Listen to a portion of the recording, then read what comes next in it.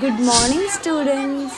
Ma'am আপনি আরে এত চেল্লালি না, আস্তে, নয়তো এক্ষুনি আমাকে চেঞ্জ করে অন্য রুমে দিয়ে দেবে। ওকে স্টুডেন্টস, সবাই কিন্তু খুব মন দিয়ে আর ভালোভাবে এক্সাম দেবে। ওকে, এই নাও ধরো। ম্যাম একটু শুনবেন? বলো। ম্যাম 4 নম্বরের অ্যানসারটা পাচ্ছি না, একটু বলুন না। Option D.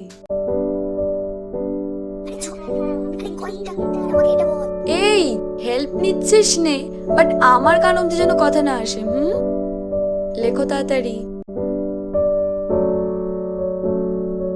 কিরে, কিছু লিখিসনি কেন?